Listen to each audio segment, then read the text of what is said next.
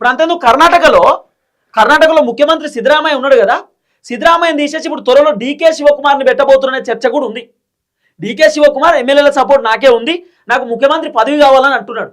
కాబట్టి డీకే శివకుమార్కి ముఖ్యమంత్రి పదవి వచ్చిన ఆశ్చర్యపోవద్దు అనేది వినబడుతున్న చర్చ. ఇప్పుడు ఈ మంత్రి మాటలు వింటే గట్లనే అనిపిస్తుంది. ఒక బాంబు వెలిచిండు ఇప్పుడు మంత్రి ఒక బాంబు వెలిచినట్టు. మా పదవి ఉంటుందో పోతో తెలియదు, ముఖ్యమంత్రి నేనే అనుకుంటే కుదరదు, ముఖ్యమంత్రి హైకమాండ్ డిసైడ్ చేస్తారు. ఇప్పుడు దీన్ని బట్టి చూస్తే రేవంత్ రెడ్డి పదవి ఉండాలో ఉండదో కూడా హైకమాండే డిసైడ్ చేస్తారు.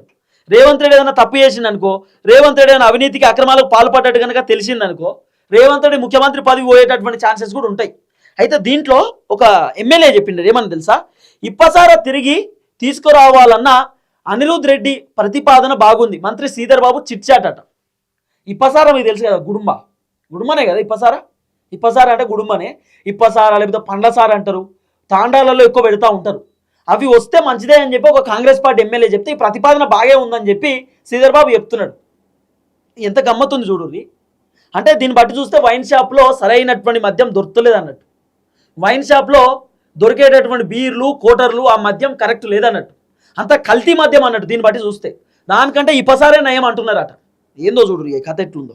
సో మొత్తానికి శ్రీధర్ బాబు ఒక బాంబు వెలిసిండు. ఏంది, మంత్రి పదవి ఉంటుందో ఊడుతుందో తెలియదు, హైకమాండ్ పిలిచినప్పుడు పోవాలి, పోకపోతే ముఖ్యమంత్రి పదవి కూడా పోతుంది. మళ్ళీ 5 సంవత్సరాలు నేనే సీఎం, నేనే ముఖ్యమంత్రి కుర్చీలో కూర్చుంటా, నేనే బాసు, నేనే రాజు, నేనే మంత్రి అంటే నడవదు. హైకమాండ్ ఎవరిని ముఖ్యమంత్రి పెడితే వాళ్ళే సీఎం, నేనే సీఎం అంటే కుదరదు అని చెప్పి శ్రీధర్ బాబు చెప్తున్న మాట. శ్రీధర్ బాబు ఒక్కడే కాదు, కాంగ్రెస్ పార్టీలో ఉన్న చాలామంది లీడర్లకు ఇదే చెప్పారు. రేవంత్ రెడ్డి పొద్దుగాల లేస్తే నేనే సీఎం అని చెప్పి చెప్పుకుంటున్నాడు. నేనే సీఎం అంటే నడవదు, సీఎం పదవి ఇస్తే తీసుకోవాలి, గుంజుకున్నాడు కాదు, గుంజుకుంటే అధిష్టానం ఇయ్యదు, ఎవరు వర్తు లీడర్ ఏందనే చూసి అధిష్టానం ఇస్తారు. అడ్మేర గుడ్డి ఇప్పుడు ముఖ్యమంత్రి అయిన రేవంత్ రెడ్డి ఏదో లక్కీ లాటరీలో రేవంత్ రెడ్డి సీఎం పదవి కొట్టుకున్నాడు తప్ప అంతకు మించి ఏం లేదని చాలామంది చెప్తున్నమాట.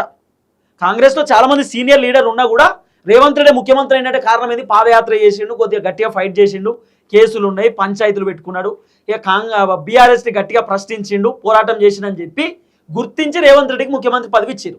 ఇప్పుడు రేవంత్ రెడ్డి పైన ఉన్నటువంటి వ్యతిరేకత కూడా హైకమాండ్కి తెలుసు కదా, మళ్ళీ 2028లో రేవంత్ రెడ్డికి ముఖ్యమంత్రి పదవి ఎందుకు ఇస్తారు? ఇప్పుడు శ్రీధర్ బాబు కాంగ్రెస్ పార్టీ ఎమ్మెల్యేలు చెప్తున్న మాటలు వింటే మళ్ళీ రేవంత్ రెడ్డికి సీఎం పదవి రాదేమో అనిపిస్తున్నది.